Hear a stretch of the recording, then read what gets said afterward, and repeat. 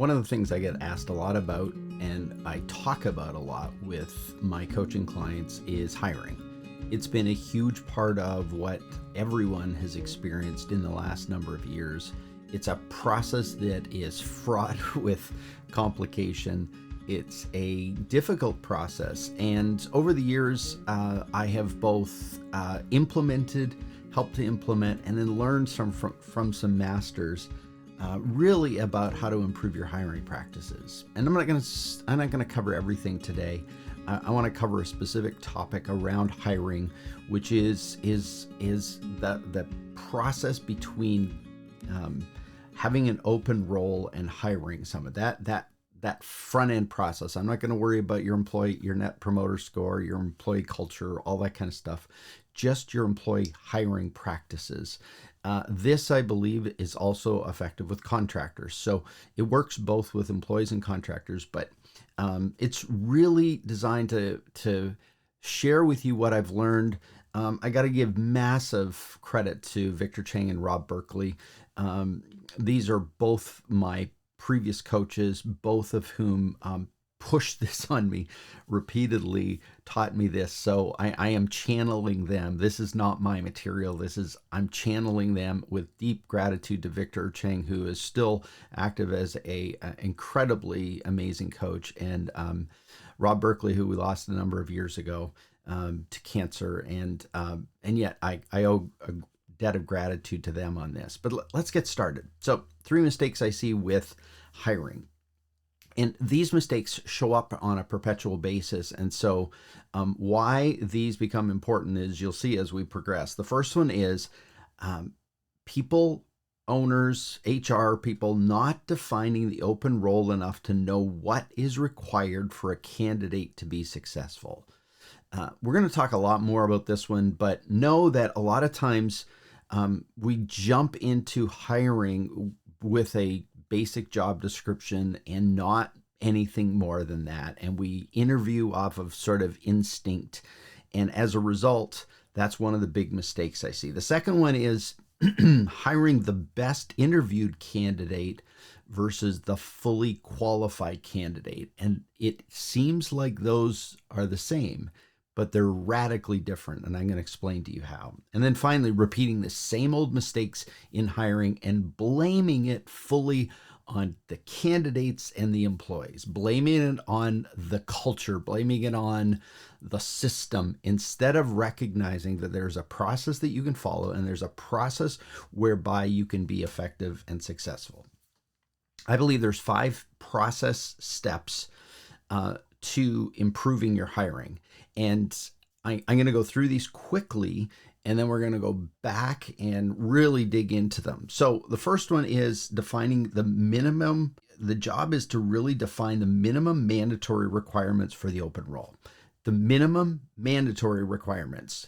Second, we're going to develop a method to obtain evidence of a potential candidate's capability for each of those role requirements. Then we're going to implement immediate disqualifiers or filters into the initial application process. So we're actually going to build a mechanism whereby we filter the right candidates from the wrong candidates.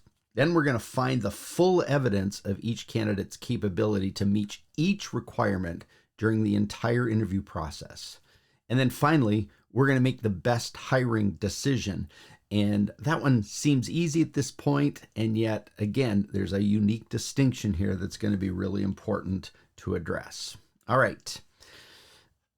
As I go through this, you're going to recognize that this is likely a bit different than what you've seen or personally experienced. And you may have your kind of format, standard process that you do, but be open to the fact that this might help your process much more effectively. It may help you to be much more effective at it. So be open to the fact that it is different, but play with me a little bit and hopefully you can see something that would be really helpful to you. Secondly, it really requires front-end loaded work. It demands you do the work up front. It doesn't allow you to sort of be haphazard about the process. Because if you're haphazard about the process, what you do is you fall back into the typical ways of doing it, which then lead to bad hiring mistakes. And what we want to do is avoid those. All right, let's start with number one. Define the minimum mandatory requirements for the open role. And really, I see that as a three-step process. It's a three-step process that we're going to unfold, and I think you're really good at the first one. So the first one is the job description. The second one is a 30, 60, 90, and 1 year look forward in terms of what's going to be required or what's going to be needed or what's going to be accomplished by the prospective hire. And then finally, this is the one that we're going to spend our work on, critical minimum viable requirements list for day one. What are the critical minimum viable requirements of this candidate to be successful starting on day one? You do job descriptions well. A lot of times we do them pretty well because we have history of them, or we have colleagues who have given us theirs, and we copy them and we kind of adjust them based on our current needs and requirements. A lot of times we have to have a job description because it's the thing that we position ourselves with in terms of job ads. We use the job description to go out into the world and create an ad. And so this I'm not going to spend a lot of time on. That's pretty well established. In fact, so many of the tools today actually help you actually create this. So I'm not going to spend a lot of time here. I want to spend a little time here though, because when you have a job opening or you're creating a new job, one of the things you want to think about is the job description. What is this person going to do? What's needed? What are the roles and requirements? The particular job description stuff. But then I want you to really spend some time processing this next step, which is what are the expected outcomes this person is to achieve in a specific period of time if they're hired with the capabilities that you need. So the first thing I like to think about is the immediate term stuff. In the first 30 days, they're going to be learning, they're going to be figuring stuff out, they're going to be figuring you and your company out, they're going to be figuring their role out, how they fit into the culture. There's going to be a whole bunch of stuff happening in that first 30 days. But what do you want them to be able to do at the end of that first 30 days during that immediate term? Then when you think through that one, then I want you to jump down and think of what I call the comfort term. When they're getting more comfortable, when this employee that you've hired gets more comfortable in the role, they've kind of figured out where they fit, how the thing kind of operates, where do they have lunch, how does it work if they're working remotely, all of this kind of stuff. Now they're sort of comfortable, but now they're taking on more responsibility. There's less maybe training involved at this point, and there's more implementation. So what do you want from them? What's expected of them in terms of their capabilities by day 60? Then I call the next one, this is an important one, I call this the onboarding term by day 90. And the onboarding term to me is an important one because it's often the cutoff point for you.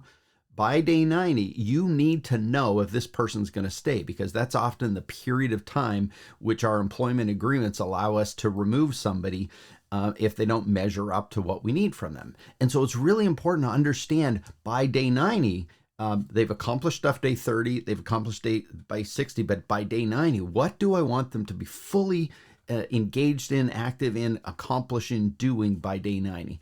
And if I don't have that clearly defined for myself, then what I'm missing are some real benchmarks that help me to define how I am going to onboard this employee, how I'm going to work with them in these first 90 days.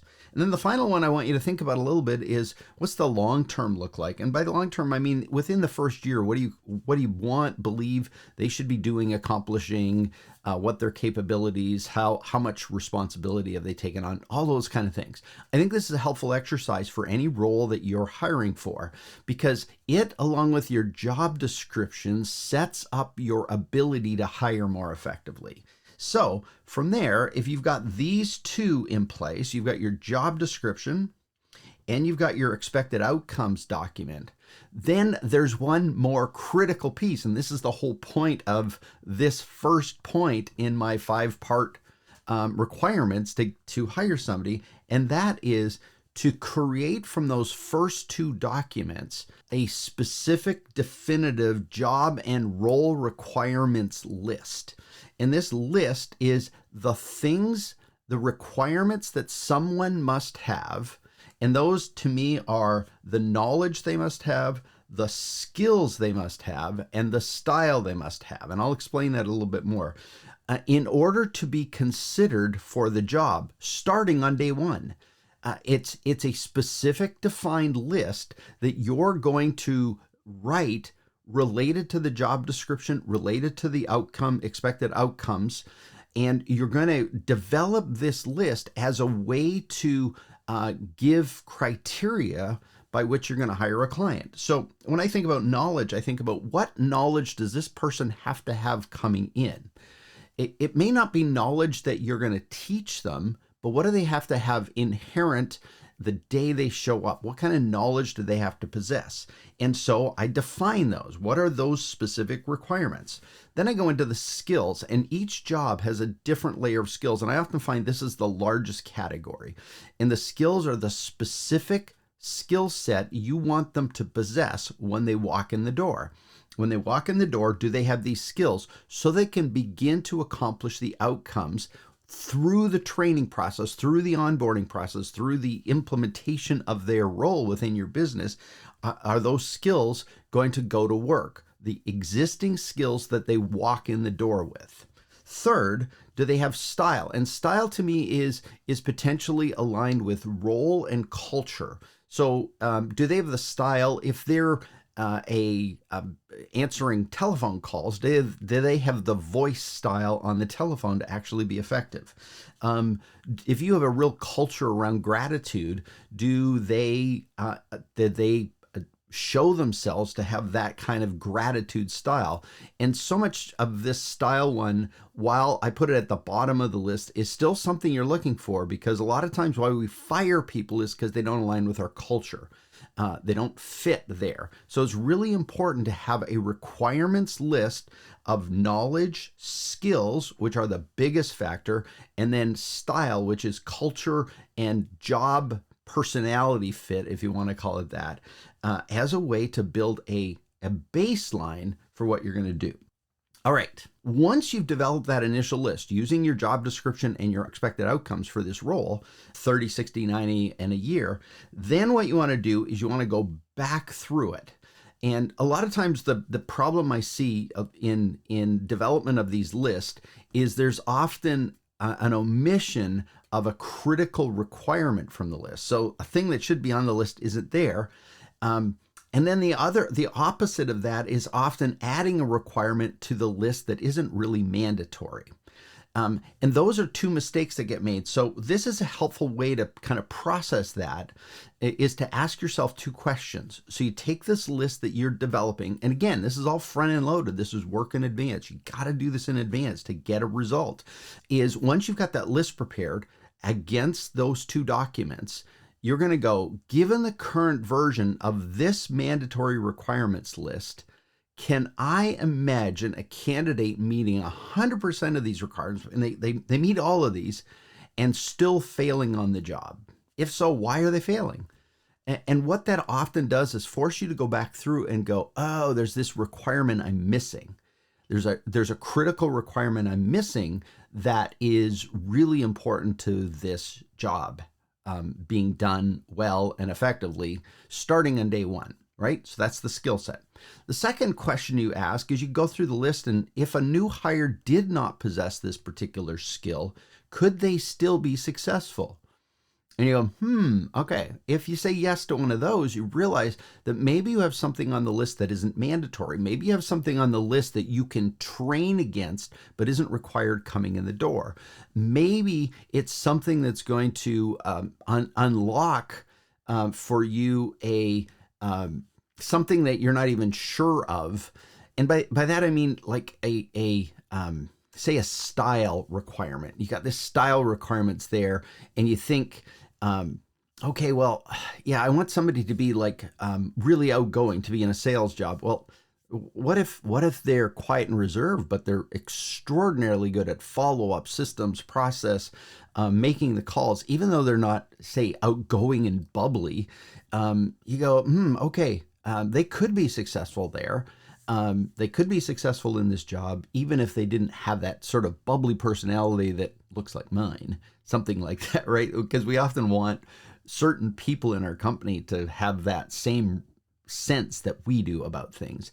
And so be really cautious of that, because a lot of times it's important to make this list really effective. So finalize this list. And I've spent a lot of time here because I said one of the reasons many people fail at hiring is because they don't have clarity around what the requirements of the non-negotiable minimum requirements for entering day one related to the job description and the expected outcomes. So you're going to finalize that list. Once you have that list finalized, now we move to step 2. You're going to develop a methodology to obtain evidence of a potential candidate's capability for each of the role requirements. So you've created a list, you've created this documented list against your job description and against your expected outcomes. And now what you have to do is go, how am I going to know that the person I hire actually possesses all of these specific skills, capabilities, style, and knowledge, right? How am I going to do that? And I want to figure that out. I'm going to figure that process out both during the application process, during the interview process, and through all background processes. So what I'm doing is constructing a plan that allows me to filter all of these potential prospects, all of these potential candidates, let's call them, for the job, prospective job employees. And I'm gonna find a way using my requirement list to actually create this structure. Well, how do I do that? Well, the first way I know how to do that, and this is the hardest piece of the job, the work that you have to do, is to actually take your list and now construct a structure whereby your list gets built into a criteria management tool. So every single one of these now, every single criteria, every single required, minimum viable required skill is going to have a set or series of questions you're going to ask in order to figure out if they actually have that capability. So part of the work here is, okay, I need this skill. How am I going to figure out that that skill exists? What kind of question should I ask? What kind of probing should I do? What kind of information do I need in order to make sure that happens? So the process of preparing this plan is to go, okay, as I begin to talk to this person, I am looking for a set of criteria. That's what they have to match this set of criteria. And so the process unfolds by saying, okay, what are the questions asked? And then what are the actual actions I need to see in order to be this person to prove to me that they have the requirements that I need for this particular job?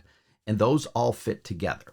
Now, as a part of that, number 3 is once we have figured out that plan, a significant part of that plan is the entry point.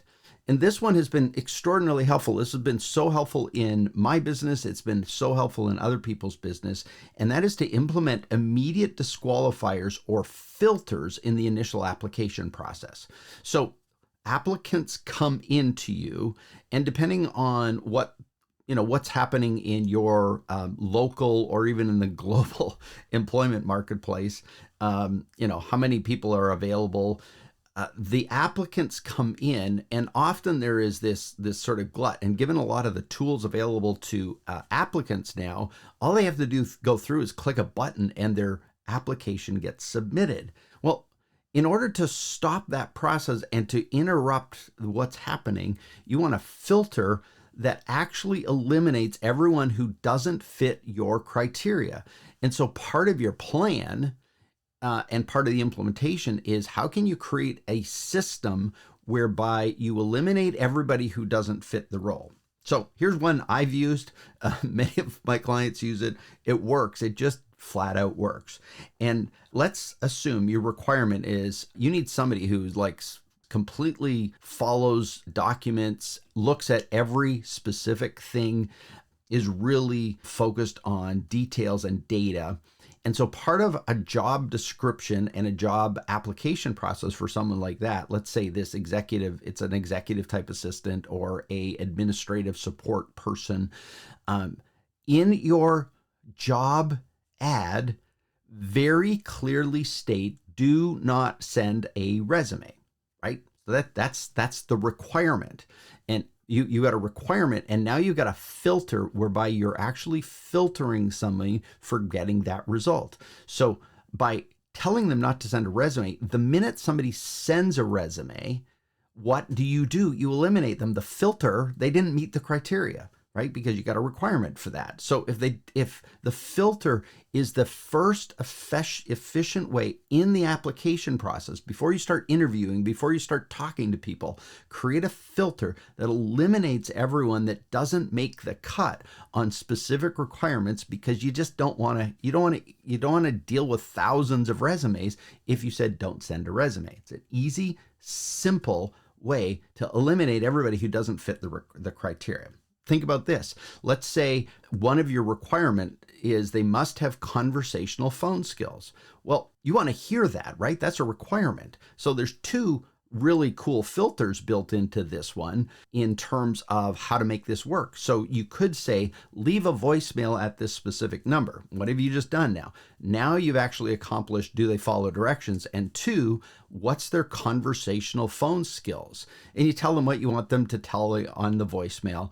But what you're doing is you're creating a filter system. That filter system allows you to actually manage the volume of people coming at you, because now what you're doing is you're getting rid of everyone who's not going to comply with the requirements. All right.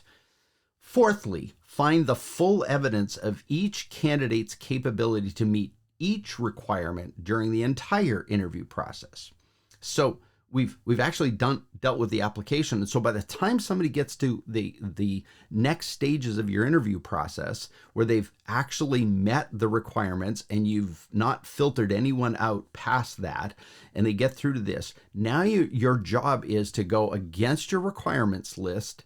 And you're going to look for role-specific evidence, right? That's the criteria you developed in terms of your questions and in terms of some of your process pieces and actions you'll ask them to take. You're going to look for candidate-specific evidence, and then we're going to talk a little bit about facts over story. This is really important to the outcome for you. Okay, so role-specific evidence. Let's go back and remind ourselves. You've built a list. You've built this criteria of required minimum viable requirements, and then you've built a series of questions and actions that you're going to ask them to take.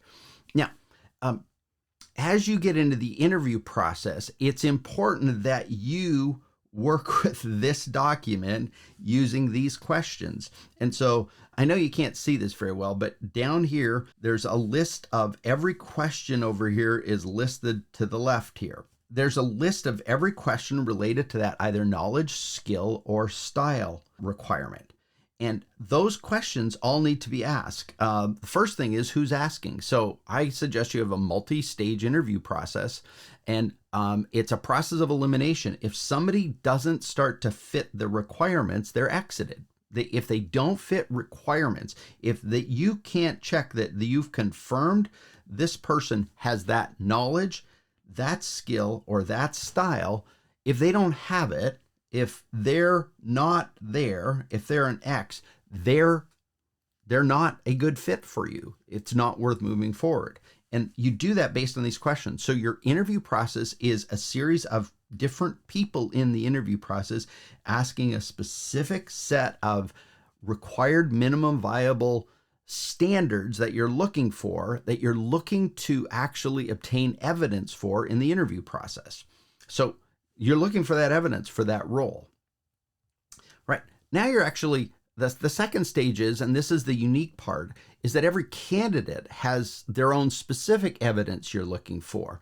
And this still aligns back with your requirements doc, but sometimes they come at it in different ways. And Your job is to really connect the dots and look for how does this candidate actually possess these skills. And you're going to have to create sometimes before they walk in the door that you're going to look at their resume and you're going to maybe check out their LinkedIn profile and you're going to dig a little bit into them so that you actually have a unique set of questions to ask them that are above and beyond what your role requirements questions are. Just enough that within that world, there's another set of questions you can ask as a way to ensure that you have evidence that the candidate themselves, not just for the role, but the specific candidate has the requirements. And this is often where you might have sort of a standard set of style questions. You might have some knowledge questions, but this candidate comes in with other knowledge that may be actual evidence that they have the right knowledge, but it just doesn't look the same.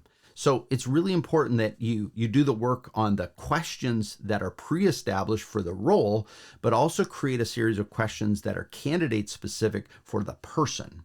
Finally, and I think this is a big one, and this is why I really encourage owners of businesses to not be one of the first interviews.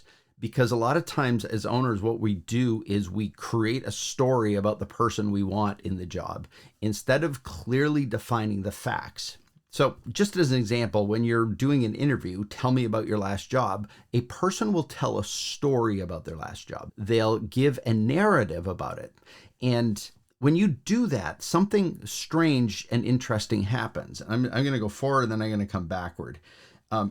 When somebody tells a story, our ear hears the story, but there's this interesting phenomenon in our brain because we've been taught and cultured and grown up to assume facts within a story, right? We assume things within a story. It's not that we heard them. It's that when we hear a story, we actually layer in what we assume are facts about that.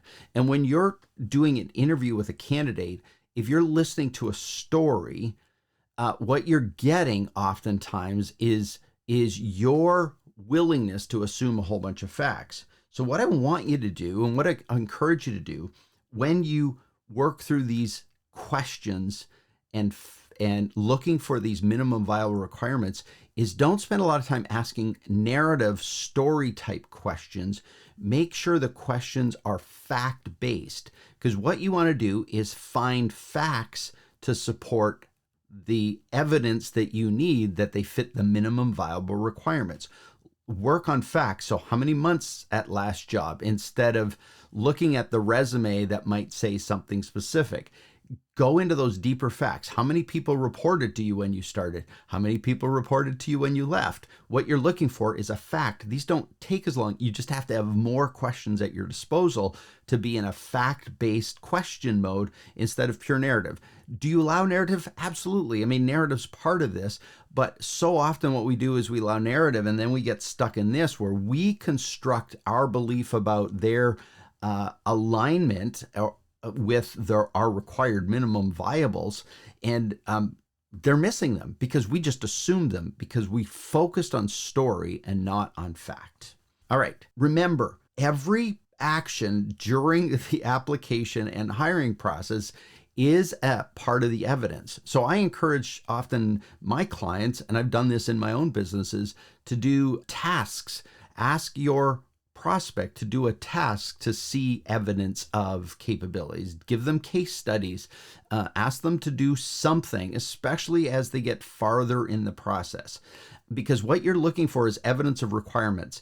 And so remember that the best you'll ever see somebody is often in the hiring phase, right? They're going to bring their best self to bear. They're going to bring all of that. But if you're not watching necessarily, how do they respond to emails? How do they respond to texts? How do they give you voicemails? Is there little glimpses that you don't want to see that are there that are part of your evidence gathering process in the hiring phase? Finally, make the best hiring decision. Now, this one, you feel like, okay, I've done all this work, and I get to the end and I've got these three people, right? I got these three people. Now, who's the best of these three people? And the problem is, it's the wrong question. Hiring the best candidate is the same thing as hiring the least worst. That's the dilemma. if you're looking at candidates based on who's the best suited of these three and who do I feel the best about, you've missed the whole point of what we've done so far, because your goal is not to hire the least worst candidate. Your goal is to hire the first candidate that meets 100% of your minimum mandatory requirements for the role. That's a massive distinction. It seems petty, but it's massive.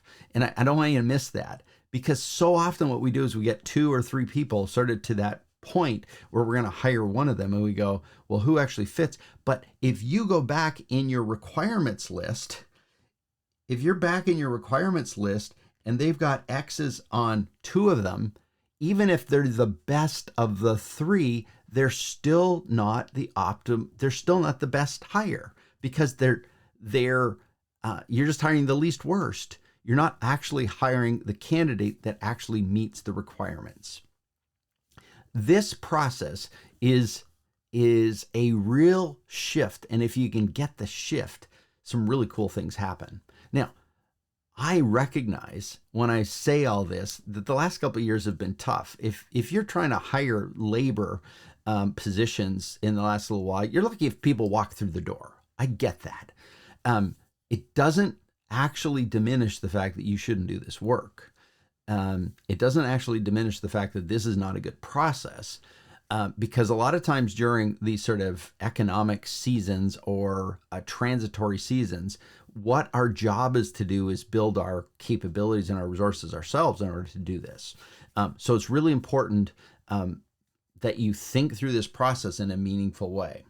So 5-step process: define minimum mandatory requirements for the open role, develop a method to obtain evidence, implement disqualifiers or immediate filters into the application process so you're not dealing with everybody, find full evidence of a candidate's capability to meet the requirement during the entire interview process, and then make the best hiring decision, the person who fits all 100% of the requirements. That's what you have to do. Now, the final thing I talked about right when we started was you can't blame employees when your process fails. When you make bad hires, a lot of times it's something that you have to process yourself and work through yourself. So a couple of things I've noticed over the years in myself is this, and I see it in clients as well, is the incorrect mandatory skills list. So they develop a skills list, right? The skills or requirements list. And what happens is it either has things in there that aren't required, or it has things in there that should have been required that are not. And those we learn from practice. I mean, there's just no way around that. So they've got the incorrect list, or there's flaws in their mechanism or methodology of obtaining clear evidence. Oftentimes, and I say this of myself, if I'm trying to hire somebody for my team, a lot of times what I do if I'm hiring them, I'm selling them on being part of my team. That's just kind of how I do it. And a lot of owners I know, executives, CEOs, when they're doing the interview process, they're selling this person on actually working with them, because that's just kind of how we operate. But it's really important to have this process laid out and defined so that you're not trying to sell them into the process. You're trying to eliminate anyone who doesn't fit the requirements. And if you don't have a mechanism and a method and a plan to actually obtain that clear evidence, that's when a lot of hiring errors happen.